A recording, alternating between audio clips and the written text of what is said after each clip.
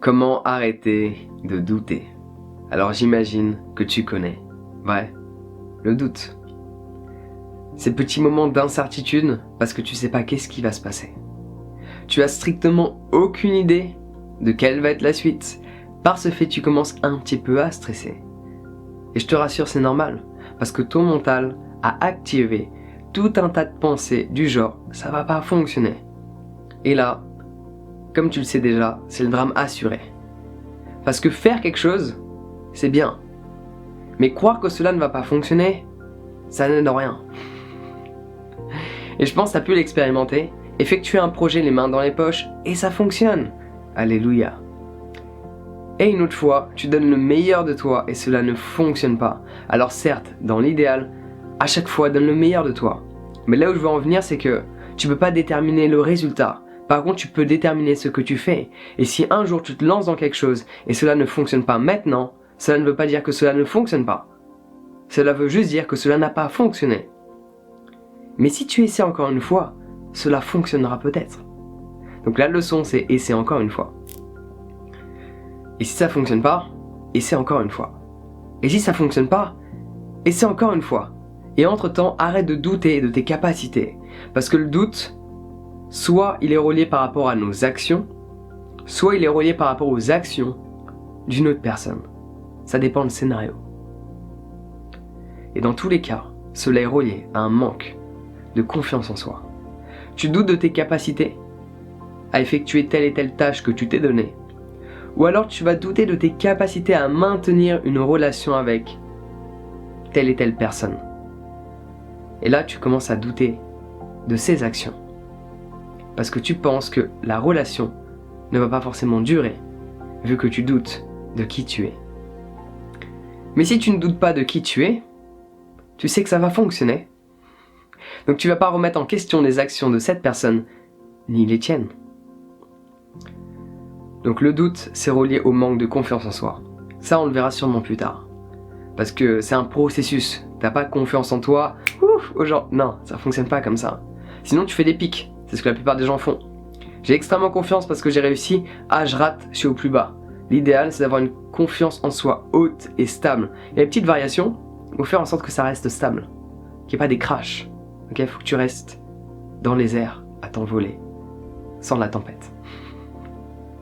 Enfin bon bref, il y a différentes solutions. La meilleure, c'est de travailler à la racine même du problème, c'est-à-dire de développer sa confiance en soi. Par ce fait, tu vas développer davantage de confiance en la vie et en les autres également. Donc le doute ne sera plus tellement là. Il peut émerger, et là ce qu'on va voir aujourd'hui ensemble, c'est comment faire quand il émerge maintenant. Comment faire pour traiter le problème maintenant.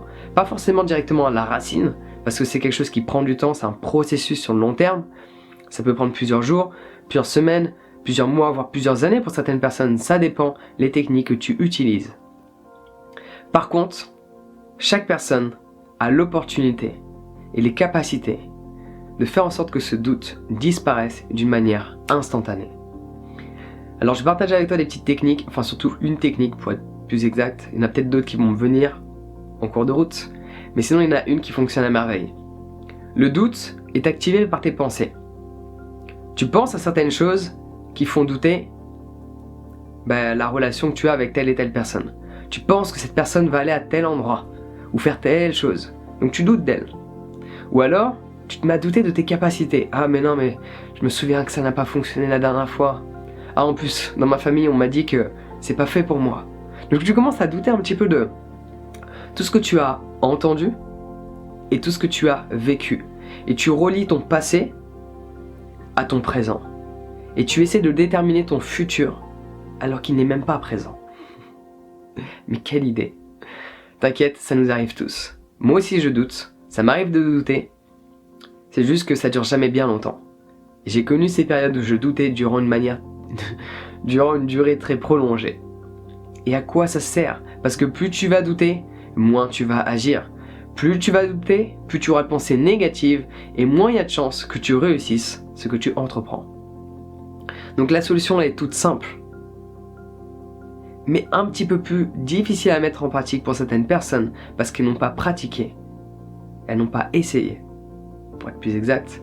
elles n'ont pas commencé, pour être encore plus exact, à contrôler leur attention et à faire en sorte de développer la concentration. Chose qu'à l'école, on nous a dit un bon nombre de fois. Enfin, du moins, on me l'a dit. Jean, concentre-toi. Arrête de parler. Ouais, mais si tu m'apprends pas, comment je fais moi? Faut apprendre à se concentrer. Alors certes, ça peut fonctionner pour toi, sans pour autant que tu arrives à te concentrer énormément, sans pour autant que tu aies réussi à développer ton attention. Parce que la technique, elle est toute simple, c'est de déplacer ton attention ailleurs. Ton attention est sur certaines pensées, celles que je t'ai décrites précédemment. Tu as fait un lien entre ton expérience du passé, quelque chose qui n'a pas fonctionné ou quelque chose que tu as vécu qui était désagréable, tu le relis à ton présent. Donc du coup, tu as cette pensée qui te fait penser que le futur va être de telle manière. Chose qui est sûrement pas le cas, surtout si tu penses pas à cette chose-là. Parce que si tu fais en sorte de penser constamment à ton passé dans ton présent pour pouvoir déterminer ton futur, il y a de grandes chances que ton futur soit de la même manière que ce que tu as déjà expérimenté dans ton passé. Mais dès lors que tu laisses ces pensées de côté, ce qui va arriver dépend uniquement des actions que tu entreprends maintenant. Donc la technique, la voici. Tu te focalises sur toutes ces pensées qui te perturbent, qui créent un doute en toi. Doute de toi, de tes capacités ou doute des actions de telle et telle personne. La meilleure des solutions, c'est de partir dans un futur. C'est ce que j'ai trouvé. Alors, la meilleure des solutions en soi, c'est d'être présent. Pour simplifier quand même, la meilleure des solutions, c'est d'être présent, de se connecter à l'instant présent et de laisser toutes ces pensées de côté. Mais je suis réaliste. C'est bien d'être optimiste, pessimiste, c'est pas forcément l'idéal, mais réaliste, c'est mieux. Et dans la réalité, c'est que la plupart des gens n'arrivent pas à être présents. La plupart des gens ne méditent pas tous les jours. Et c'est bien dommage. Donc comment veulent-ils expérimenter l'instant présent et se libérer de toutes ces pensées qui les affectent au quotidien? La réalité, c'est que la plupart des gens, et peut-être toi en ce moment présent, n'arrivent pas à être pleinement présents. Et peut-être que cette notion de présence est uniquement un concept pour ton mental. Et cela c'est impossible. En fait, non. On va recommencer. Tu coupes ça, s'il te plaît. Ok. L'instant présent ne peut pas être un concept mental. Il doit être expérimenté. Pour ça, j'ai fait une formation sur la méditation. Cela peut fortement t'aider. Toutes les informations sont sur mon site internet si cela t'intéresse. Par contre, du coup, il y a une astuce que tu peux utiliser qui est un petit peu plus simple que de vivre dans l'instant présent. Parce que cela, à nouveau, demande une certaine pratique. L'autre astuce, c'est de partir dans le futur. Tu as prévu quelque chose la semaine prochaine qui fait en sorte de créer un sentiment agréable en toi. Tu sais que ce week-end-là, tu as prévu de faire quelque chose de génial. Tu sais que tel jour la semaine prochaine ou du mois prochain, tu vas voir telle personne qui fait en sorte de créer telle émotion en toi. Concentre-toi là-dessus. Concentre-toi là-dessus. Ce que ça va faire à ton cerveau, ça va faire un switch. Tu ne vas plus pouvoir penser à cette chose-là de ton passé ou à cet avenir que tu penses va se manifester dans ta réalité par rapport aux doutes que tu as installés à travers tes pensées. Tu vas plus penser à ça, vu que ton attention est ailleurs. Tu as activé c'est pas un souvenir, c'est comme une sorte de souvenir du futur parce que tu imagines un scénario de comment ça va se dérouler avec telle et telle personne parce que tu l'as relié à un souvenir du passé. Mais tu sais que ça va fonctionner parce qu'en fait, le doute, majoritairement, il émerge parce que tu as relié quelque chose de ton passé qui est similaire et tu penses que ça n'a pas fonctionné parce que cela n'a pas fonctionné. Ok ? Mais dès que tu vas penser à une personne qui fait en sorte que tu te sentes bien, ou un événement qui t'excite, t'es vraiment super content d'être là la semaine prochaine, c'est parce que tu as vécu quelque chose de similaire précédemment qui t'a fait vivre la même expérience intérieure. Tu as eu le même ressenti. Donc là, du coup, tu pars dans une imagination du futur. À nouveau, c'est deux imaginations. Sauf qu'il y en a une qui fait en sorte que tu te sentes bien, et il y en a une autre qui te fait douter.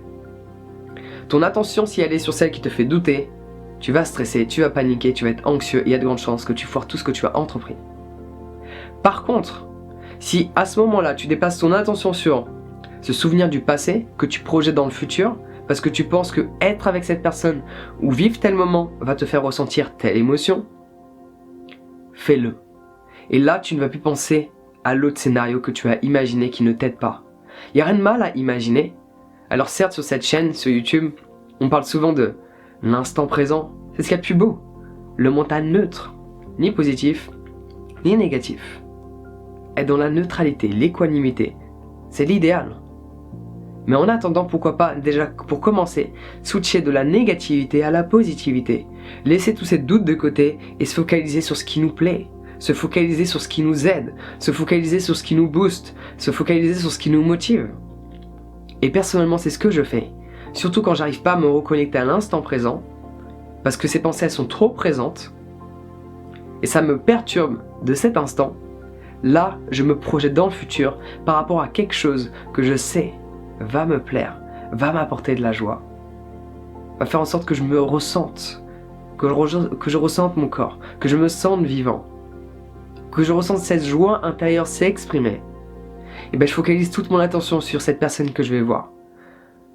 En cet instant, dès que j'ai des petits doutes par rapport à différentes choses que je fais dans mon quotidien, la semaine prochaine, je vais en festival et je vais voir une de mes amies avec qui j'ai vécu pendant 1 mois dans un garage à Sydney, en Australie. Je l'ai revue depuis et en fait, j'adore passer ces moments avec elle. C'est extraordinaire ce qu'on vit ensemble, quand on fait de la musique, on s'arrête plus. Et donc du coup, je pense à ça et je change d'état émotionnel d'une manière instantanée. Alors certes, le doute peut revenir, mais tu refais ce jeu-là. C'est le jeu du chat et de la souris. Et plus tu vas prendre l'habitude de changer ton attention, plus ça va être facile. Les premières fois, peut-être que le doute va revenir au bout de quelques minutes, mais dès lors que tu vas prendre l'habitude de le faire, de changer ton attention, plus ça va être facile. Plus ça va être facile. Et si tu as envie de travailler à la racine même du problème, qui est le manque de confiance en soi, j'ai fait une formation qui est sur mon site internet. Je te la recommande fortement.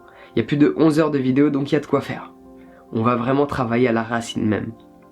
Donc en attendant que je te retrouve de l'autre côté, prends soin de toi, passe une bonne journée et on se voit bientôt.